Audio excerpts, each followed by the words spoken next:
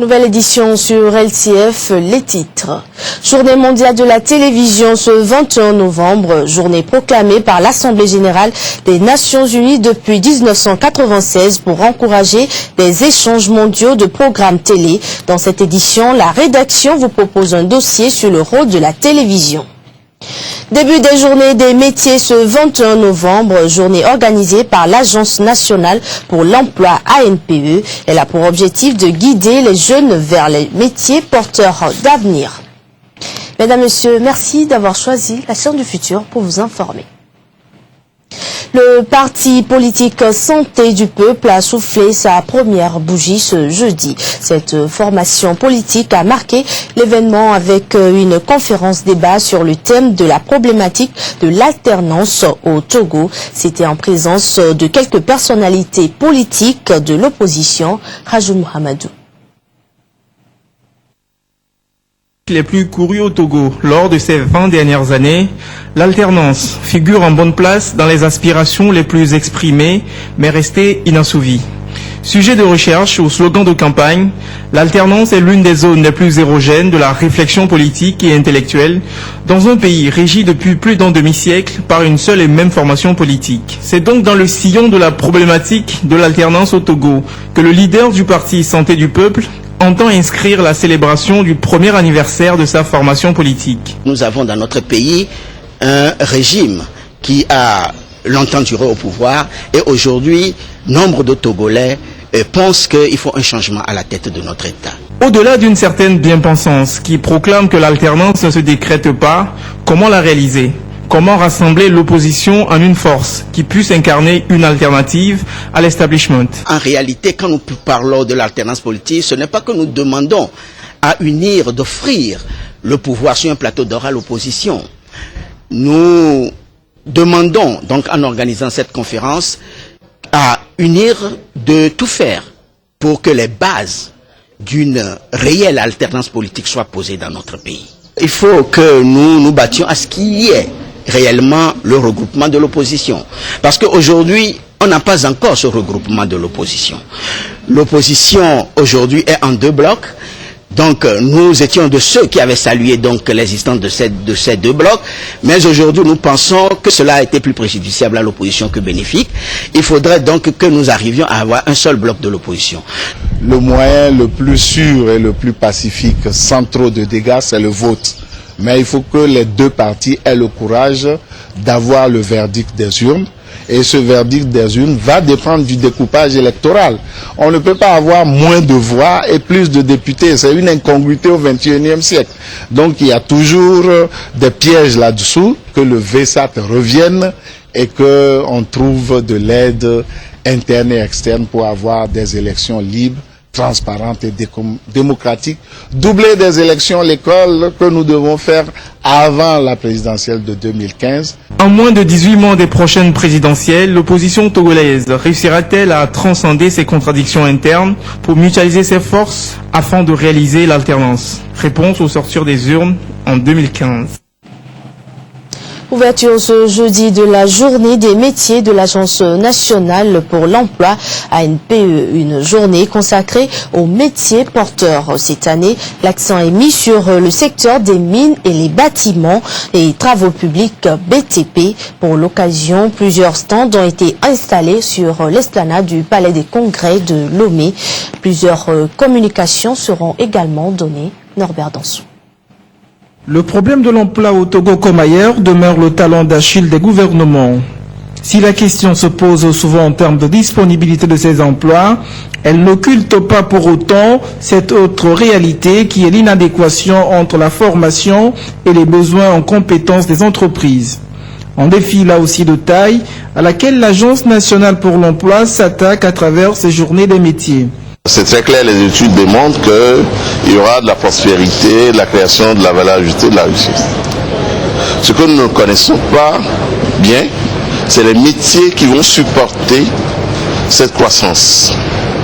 Et du coup, nous ne savons pas bien quel est le cheminement que les jeunes doivent emprunter pour qu'au rendez-vous, on ne soit pas en manque de ressources humaines compétentes, avec un défi de conflit social extraordinaire. Donc, parler des métiers, découvrir leur contenu, donner des conseils aux parents, aux jeunes, et pour nous-mêmes, surtout public, animer une veille qui permet de mieux orienter les gens constitue un défi. Loin de surfer sur des hypothèses, l'Agence nationale pour l'emploi montre déjà quelques pistes où la demande serait sans doute forte dans les prochaines années. Il s'agit en fait des secteurs des mines et des BTP, secteurs qui d'ailleurs retiendront toutes les attentions au cours de ces 2 jours.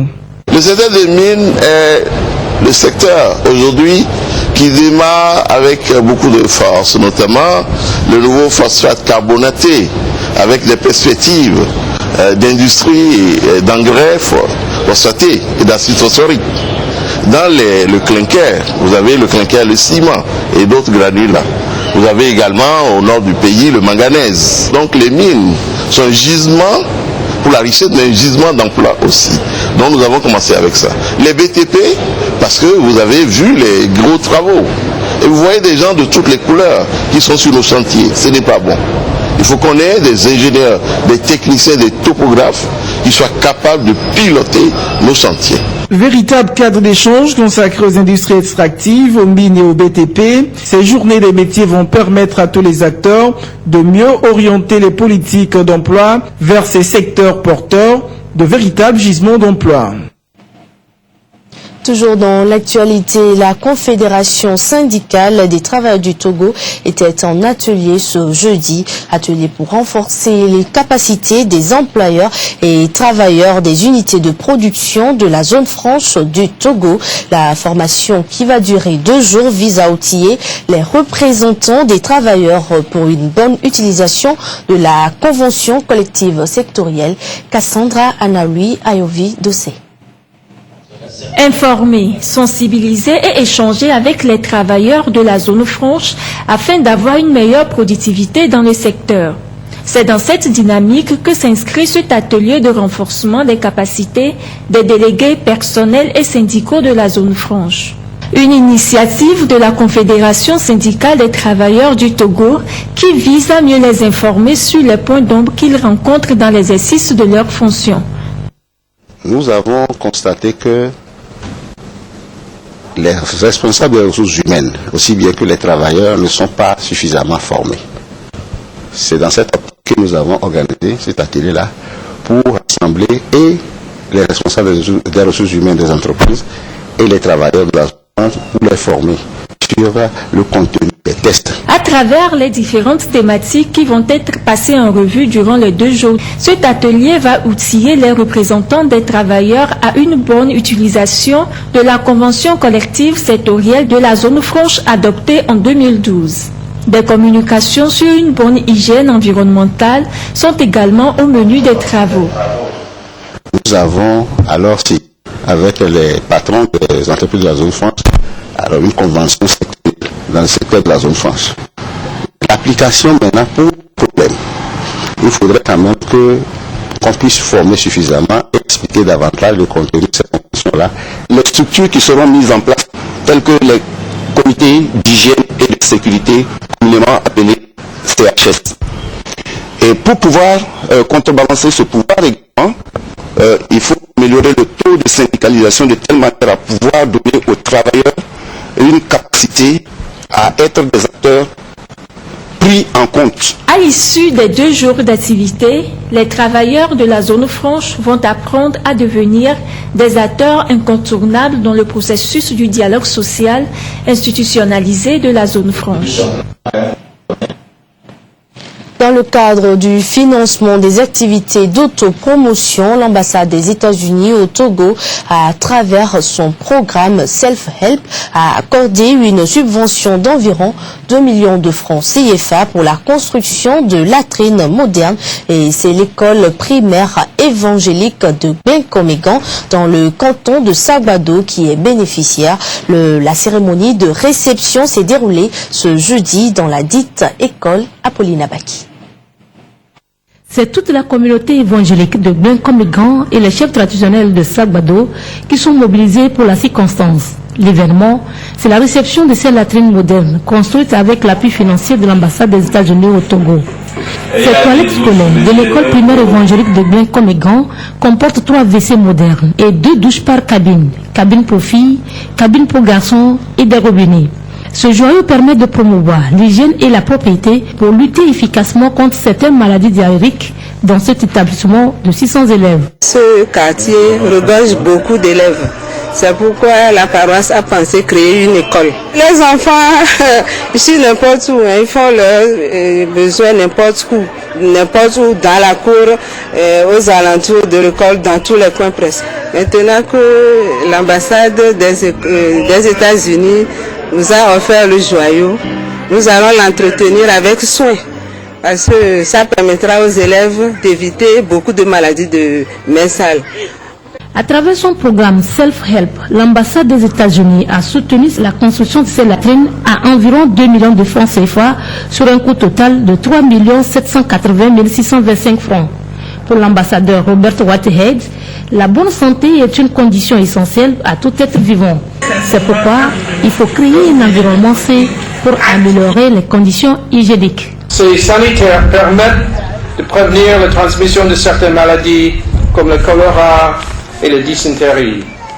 Néanmoins, ces aménagements doivent être accompagnés par une prise de conscience de l'importance de la propreté.